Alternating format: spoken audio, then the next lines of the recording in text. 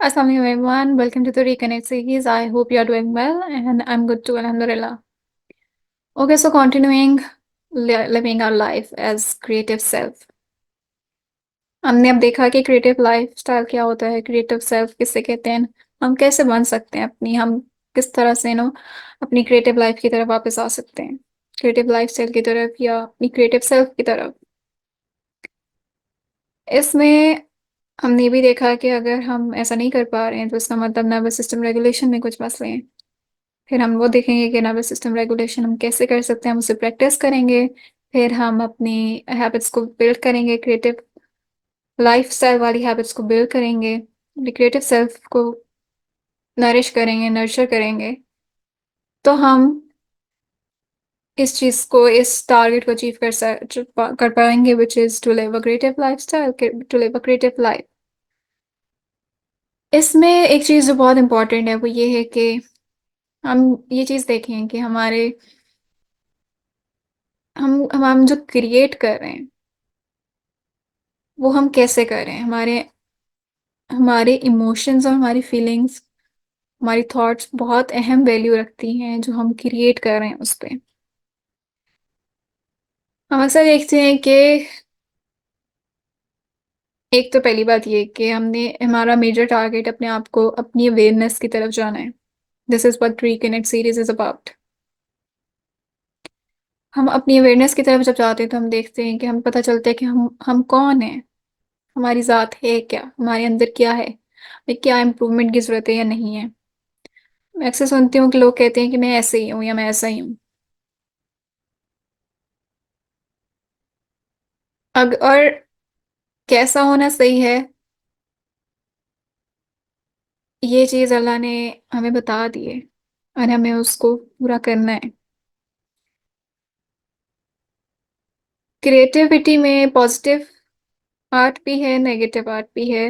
Dark art जिसे शायद कहते हैं, डार्क साइड होती है और लोग समझते हैं कि उसमें कोई बुराई नहीं है।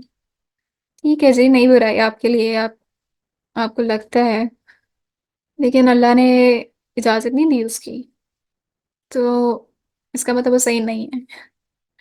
आपको जो चीज फितरत से दूर लगे, अपनी फितरत से, आपकी इनर बीइंग से, आपको लगे कि क्या ही गलत है, तो मेजॉरिटी चांसेस हैं कि वो गलत ही होगा। आपने उससे इग्नोर नहीं करना, ठीक है। उसको आप कैसे आइडेंटिफाई कर सकते हैं कि वो चीज सही है कि गलत है, को पता चल जाएगा। आपके जो इमोशंस या जो आपकी ड्राइविंग फोर्स होती है किसी भी चीज को बनाने की, उससे पता चल जाएगा आपको। अवेयरनेस रिक्वायर्ड है उसके लिए। आपका आर्ट अगर किसी में हैप्पी फीलिंग्स या मोटिवेशन या इंस्पिरेशन ला रहा है, इसका मतलब वो सही चीज है। अगर आपका आर्ट किसी के अंदर फियर इन्वोक कर रहा है, खौफ डाल रहा है, पावर की या हवस की तरफ लेके जा रहा है, तो वो सही नहीं है। एंड हम इसके लिए जवाबदेह हैं, सो ये बहुत इंपॉर्टेंट है। वही चीज के जो हमारे अंदर होगी वो चीज बाहर आएगी। हमारे अंदर क्या होता है, ऑफकोर्स खाने पीने की तो सिर्फ बात नहीं हो रही है कि हमारे अंदर एनर्जी होगी तो बाहर आएगी। इट्स नॉट जस्ट दैट, यहाँ इमोशंस एंड फीलिंग्स की बात हो रही है और थॉट्स की बात हो रही है। थॉट्स के टॉपिक पे हम बाद में जाएंगे, हमने पहले इमोशंस की तरफ जाना है। So let's move to that.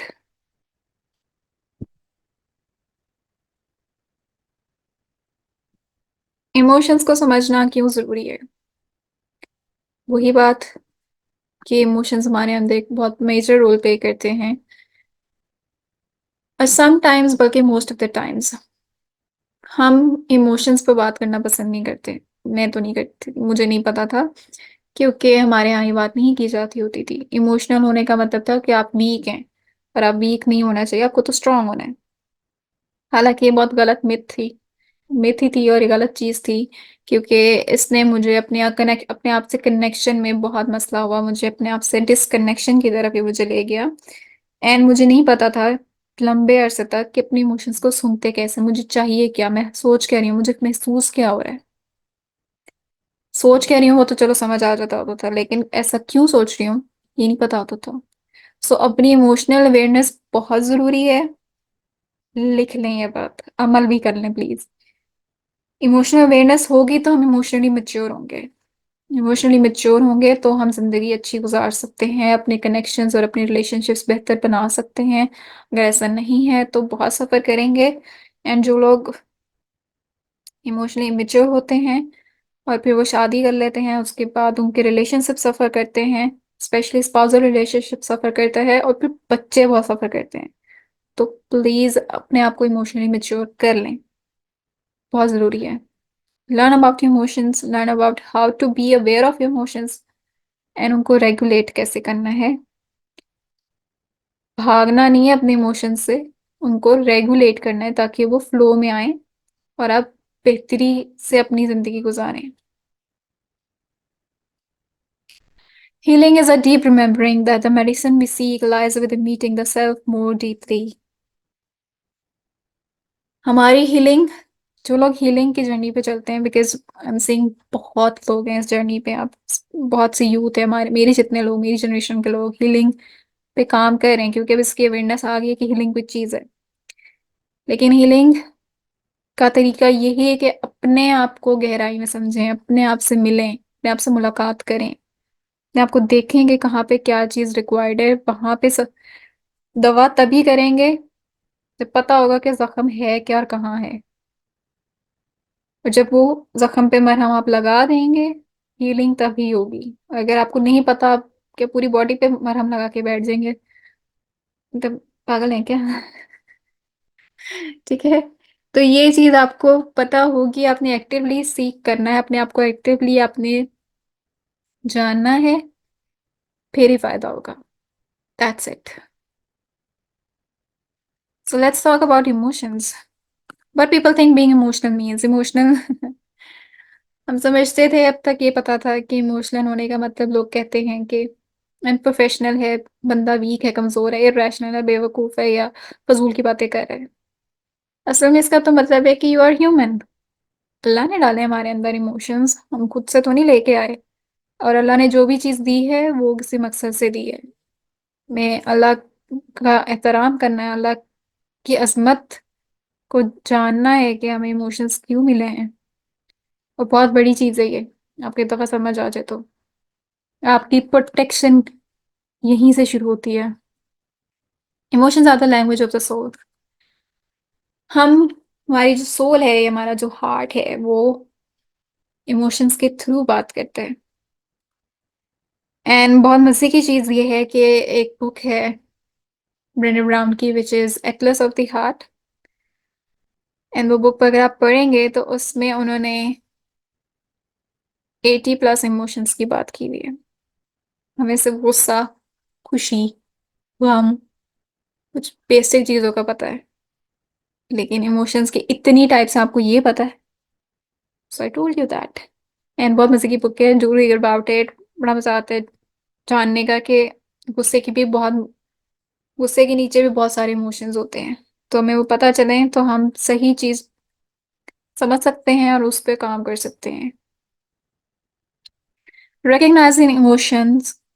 Recognizing emotion means developing awareness about how our thinking, feeling, including our physiology and behavior are connected. I have seen no evidence in my research that real transformation happens until we address all three as equally important parts of a whole. So, जब हम अपने emotions को identify करते हैं तो हमें पता चलता है कि अवेयरनेस जो है वो मतलब हम जब अवेयरनेस के बारे में समझते हैं, हम अवेयरनेस की तरफ जाना चाहते हैं, तो हमें ये समझ आता है कि हमारी सोच, हमारी फीलिंग, हमारे जो भी बॉडी में हमारे अंदर फीलिंग आ रही है, जो सेंसेशंस आ रही हैं, और जो हमारा बिहेवियर है, जो हमारा रवैया, ये सब कनेक्टेड है। ये नहीं है कि एक चीज अलग, ये अलग अलग चीजें नहीं है, आपस में कनेक्टेड है। क्योंकि अगर हमें अक्सर बिहेवियर नजर आते हैं कि ये बंदा जो है ये ऐसे कर रहा, तोड़ फोड़ कर रहा है, या चीख चला रहा है, फला फला फला। आप जब उस आप अपने ऊपर रखें, बल्कि जब आप ये चीज खुद कर रहे होते हैं तो वो पीछे कोई एक सोच होती है या कोई एहसास होता है जिसकी वजह से आप ये रवैया इख्तियार कर रहे होते हैं। आपकी फीलिंग आपकी थिंकिंग को भी अफेक्ट करती है और फिर आपके बिहेवियर को अफेक्ट करती है। आपकी सोच आपकी फीलिंग को अफेक्ट करती है और फिर आपके बिहेवियर को अफेक्ट करती है, और उसी से आपकी फीलिंग आती है, फिर एक और सोच बनती है, और ये एक साइकिल है। तो जैसे जैसे आप स्टेप बाय स्टेप इन चीज़ों को समझना शुरू करेंगे तो आपको पता चलेगा कि ये सब चीज़ें कनेक्टेड हैं और कैसे अफेक्ट कर रही हैं और इनको आप कैसे कंट्रोल कर सकते हैं। तो उसमें इमोशन को आइडेंटिफाई करना मेजर कंपोनेंट है। सो इमोशन क्या है? इमोशन और फीलिंग में क्या फर्क है, क्योंकि हम अक्सर इनको इक्वल लेते हैं। इमोशन जो है वो फिजिकल स्टेट्स हैं। A physical state that arise as a response to external stimuli। Emotions जो है वो एक एक ऐसी चीज है, एक ऐसा कंपोनेंट है जो किसी बाहर की चीज की वजह से होता है। जबकि फीलिंग्स जो हैं वो are mental associations and reactions to emotions. आपके अंदर अंदर जो एक सेंसेशन हो रही है उसके साथ जो आप सोच जोड़ रहे हैं वो आपकी फीलिंग्स बना देगी, वो आपका एहसास बना देगी। ठीक है। अराउज बिफोर फीलिंग्स, इमोशंस जो है फीलिंग्स से पहले आती हैं। सेंसेशंस फीलिंग्स से पहले आती हैं। और फीलिंग्स जो है वो इमोशंस के बाद बनती हैं, जब आप उससे कोई सोच को या उसको रैशनलाइज कर देते हैं। फिजिकल स्टेट होते हैं इमोशंस और फिजिकल स्टेट्स, जबकि फीलिंग्स जो हैं वो एक मेंटल एसोसिएशन है रिएक्शन के साथ, और रिएक्शन है एक इमोशन के साथ। एक सेंसेशन है, उसके बारे में आपने कुछ सोचा कि ये चीज़ यूं यूं इस वजह से है, वो आपकी फीलिंग बन जाएगी। Can be observe through the physical reaction, आपका फिजिकल रिएक्शन जो है वो बताएगा कि आप किस इमोशनल स्टेट में हैं। फीलिंग्स जो हैं वो ऑब्जर्व नहीं हो सकती, वो आपको नहीं पता जब तक आप अवेयरनेस की तरफ नहीं जा रहे। आपको नहीं पता आपकी थॉट्स क्या हैं। जब तक आपको ये थॉट्स और इमोशंस, जब तक आपको दोनों आपस में नहीं पता होगा, आपको नहीं पता कि आपकी फीलिंग्स क्या हैं। ये एक साइकिल है। गहराई में इस टाइम जा नहीं सकते, क्योंकि पहला स्टेप अगेन वही है कि इमोशंस को समझें। If you didn't learn about your emotions as a child, you might struggle with these things as adult. इसका भी आर्टिकल लिंक मैं दे दूंगी नीचे, तसल्ली से बैठ के पढ़ें तो समझ आ जाएगा, क्योंकि इतनी गहरी बातें ये मैं एक प्रेजेंटेशन में नहीं कर सकती। लेकिन यहाँ पे मैं ये जरूर बताऊंगी कि मुझे नहीं पता था कि इमोशंस क्या होते हैं, उनसे कैसे डील करते हैं। एंड मैंने एज एन अडल्ट ये चीज़ें स्ट्रगल की हैं। अपनी फीलिंग्स, अपने थॉट्स, अपने बिहेवियर्स, अपने आप को जज किया है, लेबल किया है, धुतकारा भी है, स्ट्रगल भी किया है उसकी वजह से। मैंने भी स्ट्रगल किया है, मुश्किल पेश आई है, बीमारियां पेश आई हैं, ये सब चीज़ें हुई हैं। एंड मेरे पे रिलेशनशिप्स अफेक्ट हुए हैं उसकी वजह से। So yes, I have been through it. And मैंने ये चीज़ें लर्न की हैं, उनको समझा है, और बेहतरी की तरफ मैं जा रही हूँ। सो आप भी जा सकते हैं, और जाना ज़रूरी है। This is what I am trying to say here. और मैंने सब चीज़ें ऑलमोस्ट की हुई हैं जो नीचे लिखी हुई हैं। So how to regulate your feelings using neuro science, this is an example. ठीक है, जब आप इस सफ़र पे चल पड़ते हैं तो बहुत मुश्किल आती है, लेकिन वही चीज़ कि आपने नर्वस सिस्टम रेगुलेशन को साथ साथ लेके चलना है। इसलिए बार बार मैं कह रही हूँ कि पहली वाली प्रेजेंटेशन जो है उस पर अमल करना आपके लिए ज़रूरी है। उसको आप प्रैक्टिस करेंगे, then you start working on emotions. Then you start working on, आप फिर काम शुरू करें इमोशंस को समझने पे, उस पर काम करने पे। आपने अपने इमोशंस को डायरेक्टली टारगेट नहीं करना, क्योंकि ये आपकी बॉडी को री ट्रोमाटाइज कर सकता है। अगर आप ट्रॉमा से गुजर चुके हैं और आपकी बॉडी रेगुलेटेड नहीं है तो ये अपने मसला करेगी, क्योंकि आपकी बॉडी को रेस्ट और आपकी बॉडी को प्रिपेयर होने की जरूरत होती है कुछ इमोशंस को फेस करने के लिए। ठीक है। तो ये चीज़ आपने देखनी है, और आपको जहाँ पे लगे कि कुछ कुछ बाहर आपके कंट्रोल से बाहर जा रहा है, डू कंसल्ट साइकेट्रिस्ट हो सकता है, साइकोलॉजिस्ट। हेल्प लेने में बुराई नहीं है, आप हेल्प आपकी ज़िंदगी के लिए ज़रूरी है। सही है। अगर आप स्ट्रेस्ड और ओवरवेल्म फील कर रहे हैं, ये एक्सरसाइजेस बताई नहीं है। डीप ब्रीदिंग करनी है। इनसिक्योर, रिजेक्टेड और अनवर्दी फील कर रहे हैं, ये प्रैक्टिस करनी है। एंग्शियस और वरीड फील कर रहे हैं, आपको नहीं समझ आ रहा, घबराहट हो रही है, तो ये प्रैक्टिसेस आपने करनी है। अनमोटिवेटेड, बोर्ड और लिथार्जिक फील कर रहे हैं, कुछ करने को दिल नहीं चाह रहा, जिंदगी बेकार लग रही है, फिर आपने ये ब्रीदिंग करनी है, ये एक्सरसाइजेस करनी है। मैं इसकी डेप्थ पे इसलिए नहीं जा रही क्योंकि हमने पीछे भी डिस्कस किया। जब आप फाइट फ्लाइट फ्रीज रिस्पॉन्स को समझेंगे तो आपको पता चल जाएगा ये इमोशंस कहाँ से आ रहे हैं। आपका मेन काम इस प्रेजेंटेशन या इस पॉइंट पे ये है कि आपने अपने इमोशंस को नाम देना है कि मैं इस टाइम स्ट्रेस फील कर रही हूँ, मैं इस टाइम ओवरवेलम फील कर रही हूँ, क्यों कर रही हूँ, क्या क्यों नहीं कर रही, करना चाहिए नहीं करना चाहिए, ये वाले स्टेप नहीं जाना। Identify it. हाँ, उस चीज को, उसके साथ बैठना बड़ा मुश्किल होता है, तो उस टाइम पे आपने अगर फौरन अपनी बॉडी को एक्टिवेट करना है, अपनी बॉडी को रिलैक्स करना है, तो ये चीज आपने यूज करनी है, ये प्रैक्टिसेस यूज करनी है, ये सारी चीजें आपने साथ साथ रखनी है। That's the point. Emotional regulation क्या होता है? इमोशनल रेगुलेशन का मतलब ये है कि आप एक इमोशन फील कर रहे हैं जो आपके अंदर ट्रैवल कर रहा है, आपने उसको बताना है कि ऐसे ट्रैवल करो उस तसल्ली से, ताकि सेफली ट्रैवल करके बाहर निकल जाओ, अंदर ही ना बैठे रहो या मेरी जिंदगी को तबाह ना करते रहो, स्टक ना फील कराओ। That's emotional regulation basically. So there is one thing which is nervous system regulation. There's the other thing which is emotional regulation, and they goes hand in hand, साथ साथ चलते हैं। इमोशनल रेगुलेशन स्ट्रेटेजी में सबसे पहले ये है name the emotion. आपने इमोशन को नाम देना है कि मैं इस टाइम क्या महसूस कर रही हूँ। नामों का पता होगा तो आप नेम करेंगे, तो हम आगे भी नेम भी देखते हैं। सेकेंड इमोशन ये है कि आपने उसको वैलिडेट करना है, आपने उसको जज नहीं करना, आपने ये नहीं देखना कि क्या हुआ क्यों, आपने अपने आप को कहना है कि हाँ मैं ऐसा महसूस कर रही हूँ। फिर आपने आइडेंटिफाई करने हैं ट्रिगर्स, मतलब आपको ऐसा क्यों महसूस हुआ है, अच्छा या बुरा जो भी है वो क्यों महसूस हुआ है।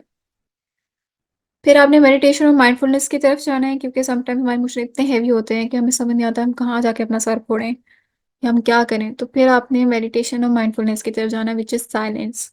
रिएक्ट नहीं करना है, आपको काम डाउन करना है, उसके साथ एक्टिवली प्रेजेंट होना है। टॉकिंग थ्रू इमोशंस, अपने इमोशंस को बयान करें, अपने इमोशंस को अपने अंदर से बाहर निकालें। जर्नल भी कर सकते हैं आप, कुछ लोग बात नहीं कर सकते, कुछ लोग लिखते हुए ज़्यादा सही रहते हैं, डायरी लिख रखते हैं, अपनी जर्नलिंग बुक रखते हैं अपने पास। मैं ज़्यादातर बात नहीं कर सकती इमोशंस के बारे में, मैं ज़्यादातर लिखती होती हूँ। I just let it out of my self, अपने आप से बाहर निकालें, क्योंकि आपको पता है कि आप क्या फील कर रहे हैं। Notice when you need break, जब आपको लगे कि बस बहुत हो गया, अब मैं थक गई हूँ, अब I need rest, I need break, take it. अपनी स्लीप हाइजीन को अच्छा रखेंगे तो भी बहुत अच्छी आपके लिए ज़रूरी है। कंसिडर थेरेपी, क्योंकि समटाइम्स ऐसा होता है कि हम किसी से बात भी नहीं कर सकते, जर्नल करके भी फायदा नहीं होता, उस टाइम पे हमें थेरेपी रिक्वायर्ड है। And trust me it's really important, और ये बहुत इफेक्टिव भी है।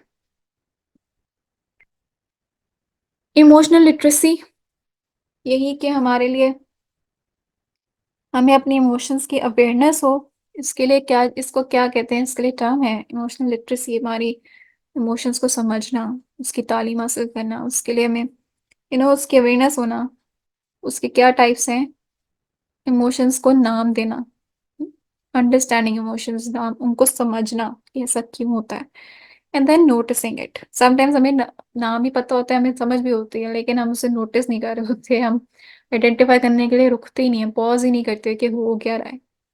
तो जब ये चीज़ें और फिर हमें ऐसे में महसूस कैसे होता है। स्टार्ट की प्रैक्टिस ऐसे बड़ी मुश्किल होती है, क्योंकि हमें पता नहीं होता कि हमारी बॉडी हमें किस तरह से रिस्पॉन्ड कर रही है, जब हम गुस्से में हैं या हम जब खुशी में हैं, जब हम गम में हैं। जब आप इस चीज़ को समझना शुरू कर देते हैं तो एक पॉइंट आता है कि आप बहुत जल्दी समझना शुरू हो जाते हैं, आपके रिएक्शंस या सॉरी आपका रिस्पॉन्स टाइम बहुत जल्दी हो जाता है, क्विक हो जाता है, आपकी इमोशनल मेच्योरिटी इंक्रीज हो जाती है। सो फॉर एग्जाम्पल, जब हम नर्वस होते हैं तो समटाइम हमारे पेट में दर्द होता है, या हम फिजिटी हो जाते हैं, या हम शेकिंग हमारे अंदर शुरू हो जाती है, सलाइवा भी मुंह में आता है, ये सारी चीजें होती हैं। समटाइम जब हम गुस्से में होते हैं तो हमारा सर फटने वाला हो जाता है, हमारे गुस्सा आता है, हम कॉन्ट्रैक्ट होना शुरू हो जाते हैं, हमारी हमारी फिस्ट बन जाती है। या हमें अंदर से लगता है कि बस मेरा हार्ट बीट तेज हो रही है, मुझे मैं अब फोड़ के रख दूंगी सर। तब जो भी सेंसेशन जो भी अंदर आपके हो रहा होता है, आपने वो आइडेंटिफाई करना है, उसको नोटिस करना है। जब ये चीज आप कर लेते हैं, that means you are emotionally literate. आपकी emotional literacy is good point. And फिर आप इमोशनल मेच्योरिटी की तरफ जा सकते हैं। Giving the motion a name is the way we come to understand how what happened affected us. ठीक है, ये वही चीज कि आपके ट्रिगर्स ने आपके साथ किया क्या है, वो आपको तभी पता चलेगा जब आप इमोशन को नाम देंगे। को पता चलेगा कि आपके साथ जो हुआ है उसने आपको कैसे असर डाला है। और फिर जब वो समझ आ जाएगा तो आप उससे कम्युनिकेट भी कर सकेंगे, आप उससे डील भी कर सकेंगे। हम अक्सर देखते हैं कि लोगों के साथ बहुत कुछ हो जाता है, उनको पता ही नहीं चलता, क्योंकि उनके अंदर वो अवेयरनेस ही नहीं होती है। और कुछ लोग अपनी लाइफ में इतने स्टक होते हैं, सारी दुनिया को पता होता है, उनको नहीं पता होता, क्योंकि उन्हें अपने इमोशंस का ही नहीं पता। हमें पता ही नहीं कि उसको किसी चीज ने कैसे अफेक्ट किया है। So it's very important to be emotional, to have emotional literacy, to be emotionally aware and emotionally mature. अब ये देखें जी, expand your emotional vocabulary. vocabulary में देखें अगर, तो इमोशंस के कितनी टाइप्स हैं। हमें ज्यादातर sadness, love, fear, surprise, anger, Joy का ही पता होता है, लेकिन जब हम इसकी टाइप्स देखते हैं कि आगे एक टाइप है, फिर उससे आगे मजीद टाइप्स हैं, नीचे सरफेस लेवल पे एक इमोशन, सबसे बड़ा इमोशन सामने होता है विच इज प्राइमरी इमोशन, उसके पीछे सेकेंडरी इमोशंस होते हैं, सेकेंडरी के पीछे टर्शियरी इमोशंस होते हैं। तो हम इसकी डेप्थ में जाते हैं तो हमें पता चल जाता है कि हम एग्जैक्टली किस लम्हे क्या क्यों फील कर रहे हैं। फिर हम उसे एड्रेस कर सकते हैं, हम उसे डील कर सकते हैं इफेक्टिवली, और अपने आप को रेगुलेट कर सकते हैं। Instead of reacting, you start responding. Responding is more beneficial, respond का बहुत ज्यादा असर होता है। इन हम जब इस पूरे साइकिल को करना शुरू हो जाते हैं, हमें पता चलता है कि हमारी इमोशंस कितनी अच्छी ब्लेसिंग है अल्लाह की तरफ से। हमारी सोल की लैंग्वेज ये क्यों है, क्योंकि हमें इसने हमारी फुल पोटेंशियल तक लेके जाना है और एक अच्छी लाइफ गुजारने में हमारी मदद करनी है। सो just B aware of your own emotions. ये भी आपको आर्टिकल में मिल जाएगा, सेव इट। एंड जब भी आप कुछ भी फील करें, फॉर एग्जाम्पल अभी बैठ के देखें कि आप इसको पढ़ें कि आपको इस टाइम क्या महसूस करें। पहले प्राइमरी इमोशन देखें, फिर उसकी डेप्थ में जाएं कि वो ऐसा क्यों फील कर रहे हैं, मतलब अंडर द सरफेस क्या इमोशन है। Then there are emotions and their messages, क्योंकि कोई भी इमोशन फजूल नहीं होता, उसके पीछे कोई मैसेज होता है। सैडनेस के पीछे होता है कि कुछ खो गया है, मेरा कुछ खो गया है नो। अब आपने इन सब चीज़ों के बारे में सोचना है कि ऐसा क्यों होता है, क्योंकि जितना आप खुद से सोचेंगे या समझेंगे, आपको ज़्यादा अच्छी समझ आएगी। If you want to discuss anything तो आप ईमेल कर सकते हैं, कमेंट्स में शेयर कर सकते हैं, दैट्स नॉट प्रॉब्लम। फिर एंजाइटी का मतलब है कि कुछ खतरा है यहाँ पे।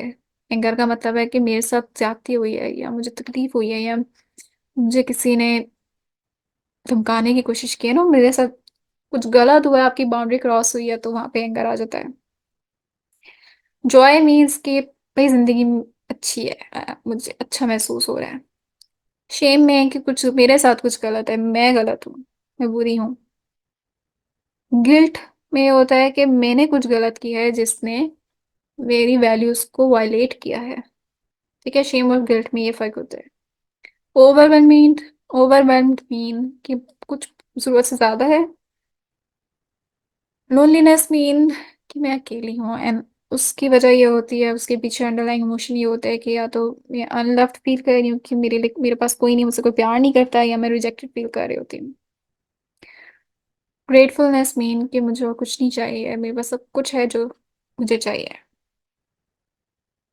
ठीक है, ये इमोशंस के नीचे जो भी मैसेजेस हैं, ये आपको जब समझ आने लगते हैं, you are more able to identify emotions. Then there are more words and more emotions and more meaning. तो आपने ये भी उसमें आर्टिकल में आप पढ़े and get the understanding of it.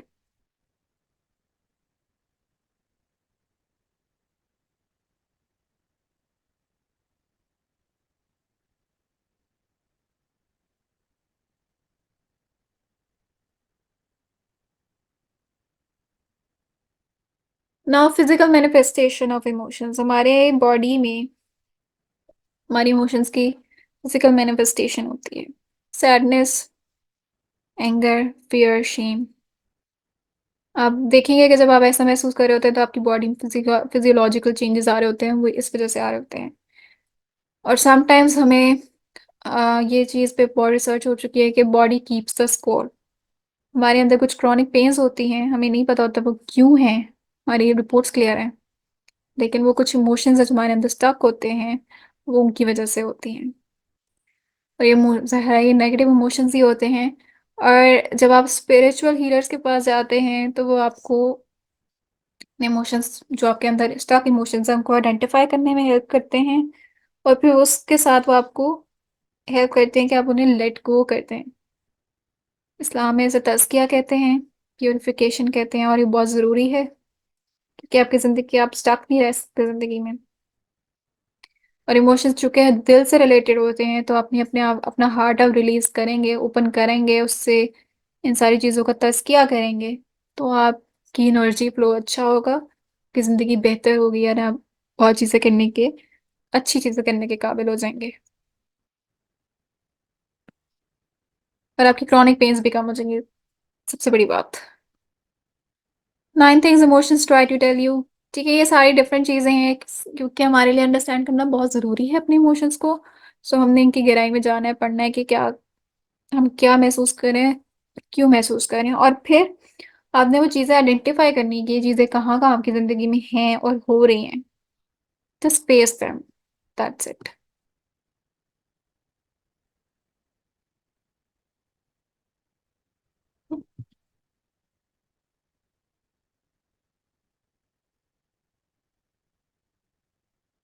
अच्छा,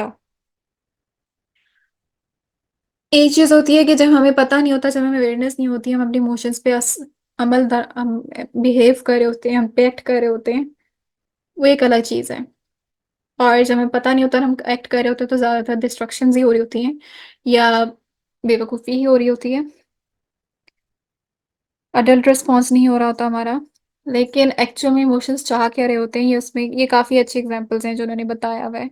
अगर आप इनको फॉलो करेंगे तो आप इमोशनल रेगुलेशन की तरफ जाएंगे। एंड इमोशनल रेगुलेशन का मतलब है कि आप इमोशनली मच्योर होते जाएंगे। एंड अगर आप इस पे अमल नहीं कर रहे हैं और आप जैसा आपका दिल कर रहा है आप वैसे कर रहे हैं, that means you are emotionally immature and impulsive as well.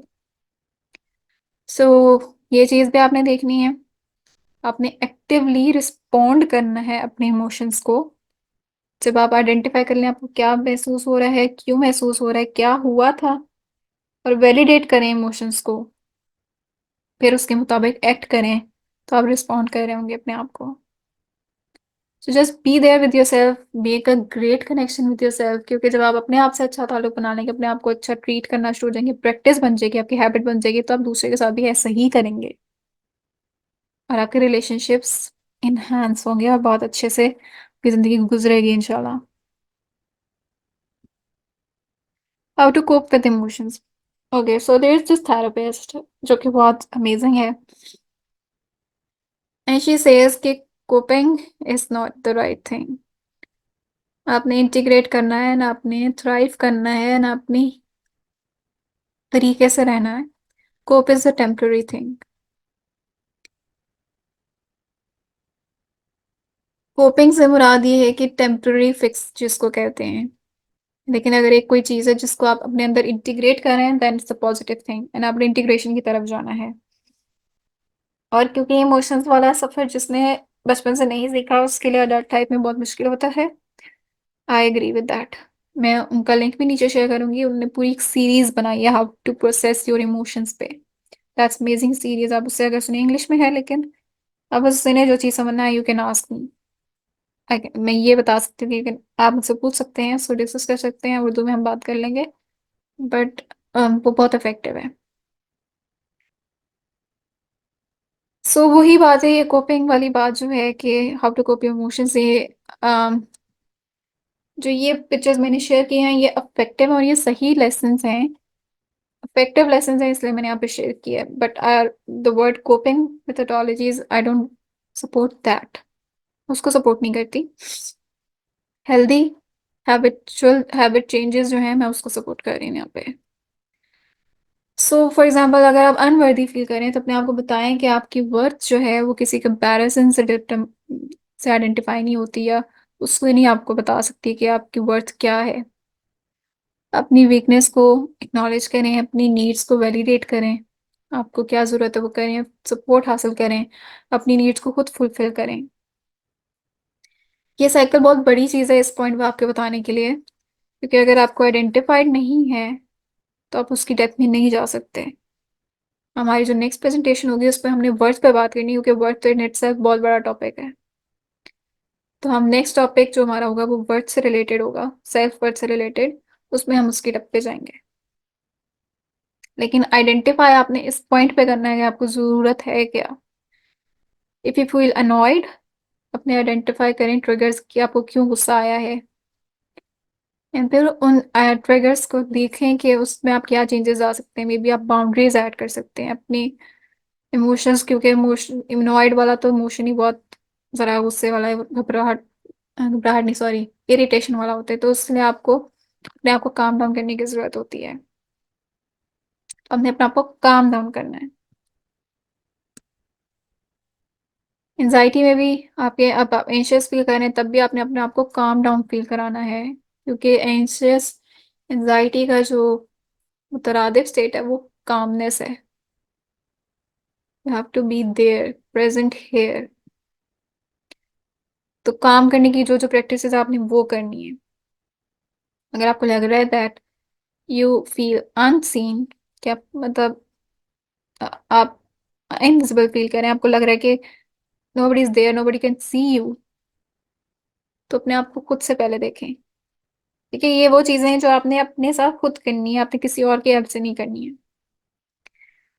सो फिर आप उसकी चीजें करें, अपने आप अपनी नीड्स यहाँ से फुलफिल करें।